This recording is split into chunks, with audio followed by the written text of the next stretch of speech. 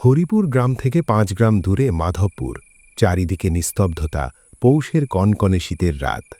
গ্রামের শিক্ষক বিমল মাস্টার সাইকেলে করে বাড়ি ফিরছিলেন। কুয়াশার চাদরে ঢাকা পথে সাইকেলের টর্চের আলোয় খুব বেশি কিছু দেখা যাচ্ছিল না। শীতের এই এক ঝামেলা। কারণবশত যাদের রাত করে বাইরে থাকতে হয়, বাড়ি ফেরার পথে তাদের বহু বেগ পেতে হয়।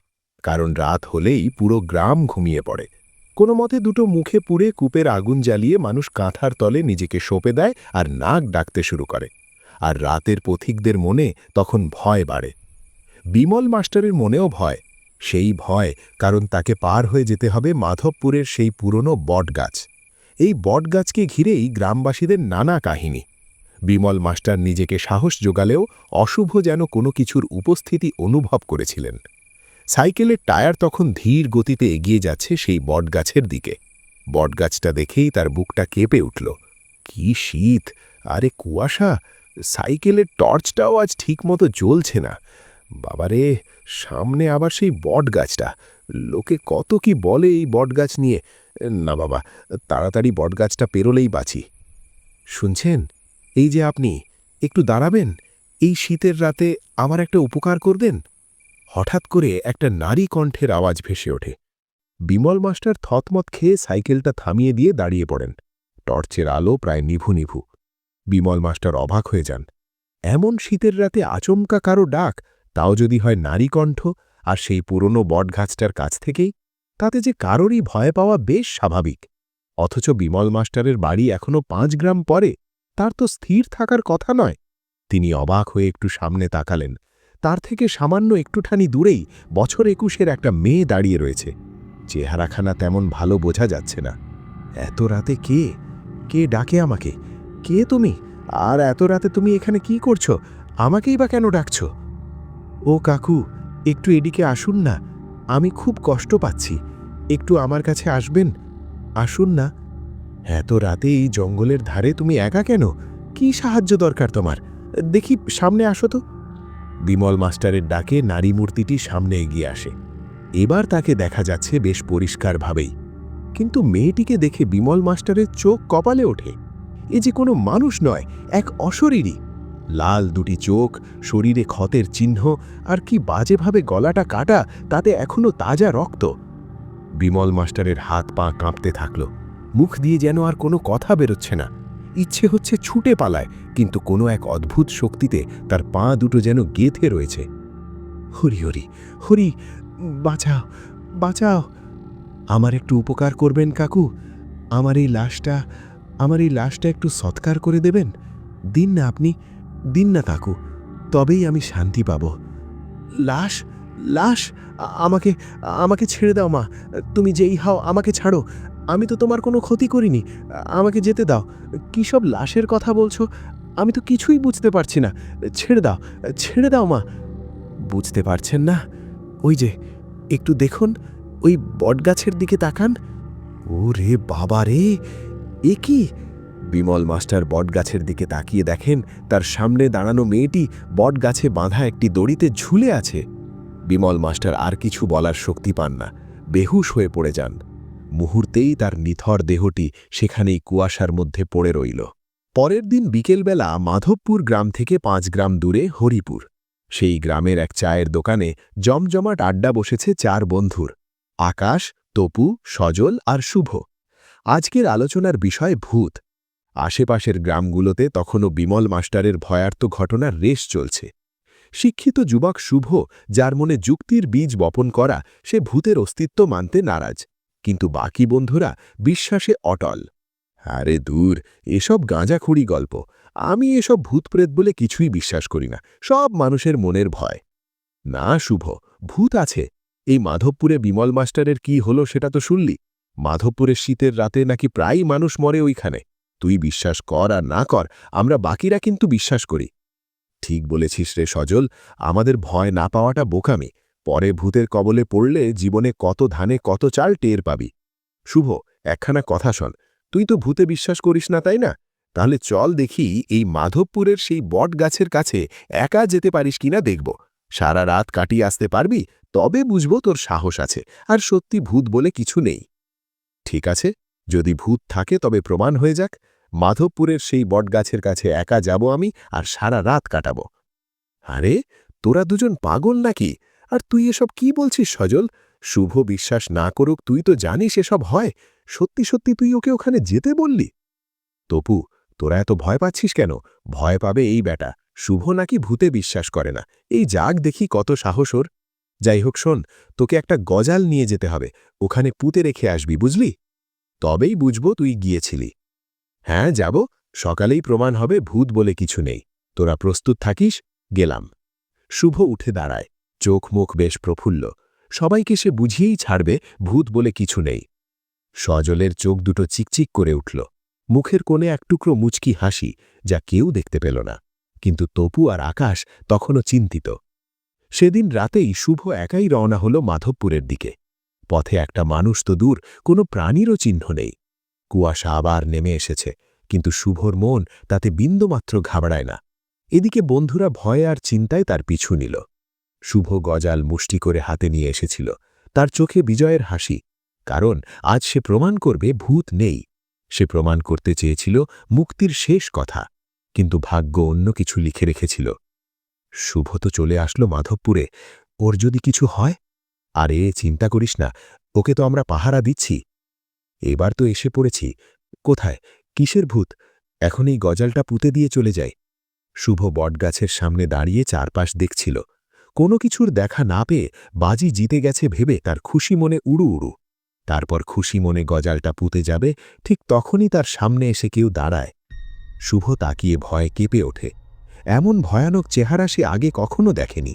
সে বুঝতে পারে এ কোনো সাধারণ মেয়ে নয়, স্বয়ং একটা আত্মা। এদিকে গাছের আড়ালে শুভর বন্ধুরা এটা দেখে হতভম্ব হয়ে যায়। তারা কি করবে যেন বুঝে উঠতে পারে না। আর শুভ মনে মনে এখানে আসার জন্য আফসোস করতে থাকে। কোনো মতে কাঁপতে কাঁপতে সে বলে, কি এটা? কি দেখছি? এ তো সত্যি সত্যি ভূত মনে হচ্ছে। ওরে বাপরে, ওরে ওরে বাপরে, ঘাট হয়েছে আমার। কি ভয়ানক দেখতে! হায় প্রভু, কেন যে এসেছিলাম এখানে? হাট শেষ, শুভ শেষ। কত করে বলেছিলাম, শুনল না। আমাদের ওকে বাঁচাতে হবে। তুমি কে ভাই? আমার লাশটা একটু সৎকার করে দেবে? এই পথে অনেকে আসে, কিন্তু কেউ সৎকার করে না। ও বাবা, এসব কি বলে এই মেয়েটা? এই মেয়ে, এ কি কথা? কে তুমি? কি চাও আমার কাছে? আমার সৎকার। আমি মুক্তি চাই। আমাকে মুক্তি দাও, মুক্তি দাও, না হলে সব শেষ করে দেব। দাও, কেউ তো সাহায্য করো, সাহায্য করো আমায়, সাহায্য করো। ওরে বাবা, আর এক মুহূর্ত এখানে থাকা যাবে না। ঘাট হয়েছে আমার। ভূত আছে, ভূতের 14 গোষ্ঠী সব আছে মানলাম। আর না, আর না বাবা, পালাই, পালাই। মৃত্যু ভয় যখন শুভকে পালাতে বাধ্য করছিল, ঠিক তখনই তার সামনে আবির্ভূত হল তার পরম বন্ধু সজল। দূর থেকে আকাশ আর তপু দ্রুত শুভর পাশে এসে দাঁড়ায়। শুভ সবাইকে দেখে মনে মনে হাঁপ ছেড়ে বাঁচে। বুঝতে পারে তার বন্ধুরা তাকে একা ছেড়ে দেয়নি। শুভ তখন ভয়ে ভয়ে বলে, তোরা এসেছিস, ভালো করেছিস। চল সজল, পালায়। তোদের কথাই ঠিক রে। আমি ভুল ছিলাম, তোরা সত্যি ছিলি। এখন চল, চল পালাই। আমাদের সৎকার করবি না শুভ? আমাদের সৎকারটা করে দে না। শুভ তখন হতবাক। তার বন্ধুদের কানেও পৌঁছালো সেই ভয়ঙ্কর প্রশ্ন। আকাশ আর তপু তাকালো, দেখল তাদের পাশে তাদের সেই বন্ধু আর নেই। হঠাৎই তাদের সাথে এতক্ষণ হেঁটে আসা তাদের বন্ধু সজল উধাও, এবং সেই মেয়েটি তুলসীর সাথেই পাশাপাশি দাঁড়ানো। তারা বুঝল এ তাদের বন্ধু নয়, তাদের সাথে এতক্ষণ পর্যন্ত ছিল কেবল এক আত্মা, সজলের আত্মা। সবাই ভয় পেয়ে যায়। শুভ ভয়ে দম আটকে যাওয়ার জোগাড়। ও বাবা, সজল, সজল, তোকে এমন দেখাচ্ছে কেন? ওরে বাবা, তুই কে? তুই কি সত্যি আমাদের সজল? কি বলছিস এসব তুই? ও ভগবান, তার মানে আমাদের সাথে এতক্ষণে যে এসেছিল সে আমাদের বন্ধু সজল নয়। কিন্তু সজল তাহলে কই? না, কিছুই ভালো লাগছে না। চল চল, পালা ভাই, পালা। জান বাঁচাতে বাঁচি, চল পালা। পালাস না, পালাস না। আমি তোদের সজল। এতদিন তোদের সাথে সজল হয়ে থেকেছিলাম, কিন্তু এটাই সত্যি, আমি আর বেঁচে নেই। এই যে দেখছিস, ওর নাম মায়া, আমার প্রেমিকা, সেও আর বেঁচে নেই। আমরা এখন শুধুই এক অতৃপ্ত আত্মা। আমাকে ফেলে যাস না, আমার কথাটুকু একটু শুনে যা। চোখের সামনে রক্তে মাংসে গড়া তাদের বন্ধুর ওই রূপ তারা যেন বিশ্বাস করতে পারছিল না। পালাতে গিয়েও মেয়েটি আর সজলের করুণ চাহনি দেখে তারা থেমে যায়। তাদের মনে হয় সজল যেন তাদের কিছু বলতে চায়। অবশেষে তারা সজলের কথা শুনবে স্থির করে। আর সজলের আত্মা তখন বলতে শুরু করে তার মৃত্যুর সেই করুণ ইতিহাস। সেদিন ছিল এমনিই এক নির্জন গভীর শীতের রাত। বাড়ি থেকে পালিয়ে মাধবপুর গ্রামের মেয়ে মায়া আর হরিপুরের সজল দুজনেই দাঁড়িয়ে বটগাছের নিচে কথা বলছিল। প্রেমের টানে তারা প্রায়ই এখানে আসে দেখা করতে। এই সময়টা কেউ আসে না এখানে, তাই সহজ সুযোগ। কিন্তু একদিন গ্রামের প্রধান মণ্ডল মশাইয়ের লোকেরা তাদের দেখে ফেলে। মণ্ডল মশাই তার ক্ষমতা আর অহংকারে অন্ধ হয়ে যায়। সেই পবিত্র প্রেমকে মেনে নিতে পারেনি। মায়া, চিন্তা করো না, আমি তোমাকে নিয়েই যাব, কেউ আমাদের আটকাতে পারবে না। দেখো, আমাদের ভালোবাসার জয় হবেই। এত বড় সাহস, পাশের গ্রামের একটা হতদরিদ্র ছেলে হয়ে আমার গ্রামের মেয়ের সাথে রাতে মেলামেশা করা, আবার চোখ রাঙিয়ে কথা হচ্ছে। এদের এত সাহস হয় কি করে? এই মেয়ে লজ্জা করে না রাত করে একটা ছেলের সাথে? ছি! মণ্ডলমশাই, তাতে আপনার এত জ্বলুনি হচ্ছে কেন? আমরা তো পাপ করছি না, কিন্তু আপনি যে পাপ করেন তার বেলায় কি? আপনি যে অন্যায়ভাবে জমি জায়গা দখল করেন, লোক ঠকান, সেটা আমি কিন্তু জানি। আমাদের নিজেদের মতো ছেড়ে দিন, না হলে আমি সবাইকে বলে দেব। আমি সব জানি মণ্ডলমশাই, আমাকে খেপাবেন না। এত বড় সাহস, মুখে মুখে কথা! এই, তোরা কে আছিস? এটাকে বাদ। আমার গ্রামে আমি কোনো অন্যায় হতে দেব না। এই অবৈধ সম্পর্ক চলতে পারে না, এদের মেরে ফেল। না না না, মণ্ডলমশাই, এমন কাজ করবেন না।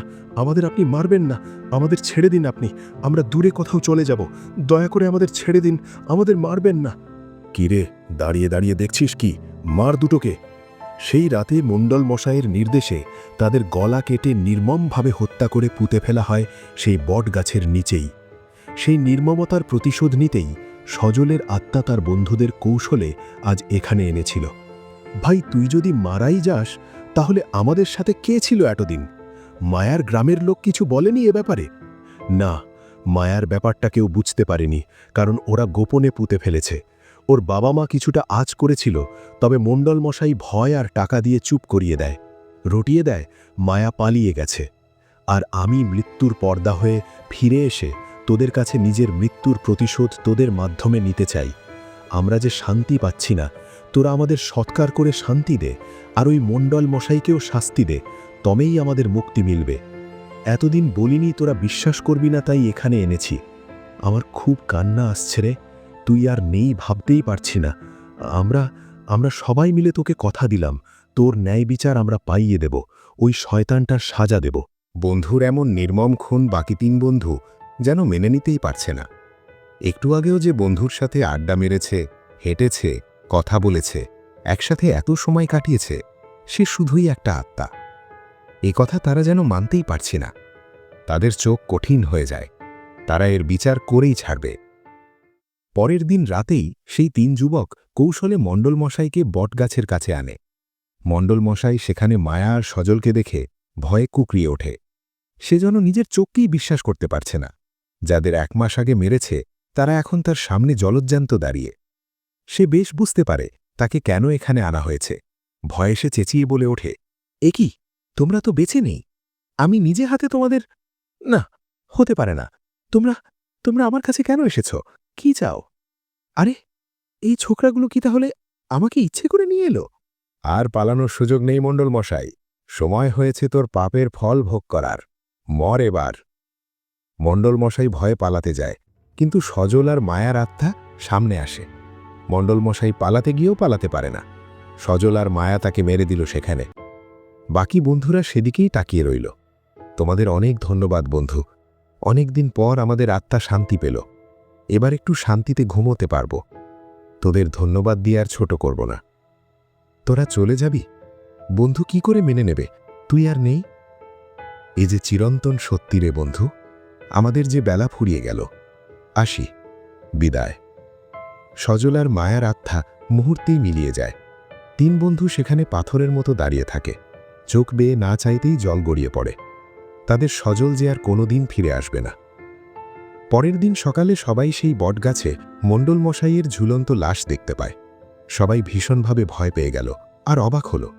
এমন কাণ্ড ঘটার কারণ কেউই যেন বুঝতে পারল না। হঠাৎ করেই সবাই লাশের পাশে রাখা সেই চিরকুটটা দেখতে পেল। রমেন নামের এক গ্রামবাসী চিরকুটটা উঠিয়ে পড়তে লাগল। ভালোবাসায় কোনো পাপ নেই, যারা একে পাপ বলে তারাই পাপী, আর এক পাপীর সাজা হল মৃত্যুদণ্ড। আজ থেকে আর কোনো ভালোবাসায় কেউ কখনো বলি হবে না। চিঠি পড়ে সবাই হা হয়ে রইল। একটা ফিসফিসানি শুরু হয়ে গেল সবার মধ্যে। গ্রামের সবাই এখনো জানে না আসলে কি হয়েছে। ওদিকে দূর থেকে সেই 3 যুবক সবকিছু দেখছিল আর মুচকি হাসছিল। তারা জানে এবার থেকে কেউ আর ভালোবাসার বলি হবে না। প্রেমিক যুগল সজল আর মায়ার আত্মা মুক্তি পেয়েছে। তাদের বন্ধুরা সেই সৎকার সম্পন্ন করল। এরপর থেকে মাধবপুরে আর কারও মৃত্যু হয়নি। এভাবে গ্রামে শান্তি ফিরে এসেছে।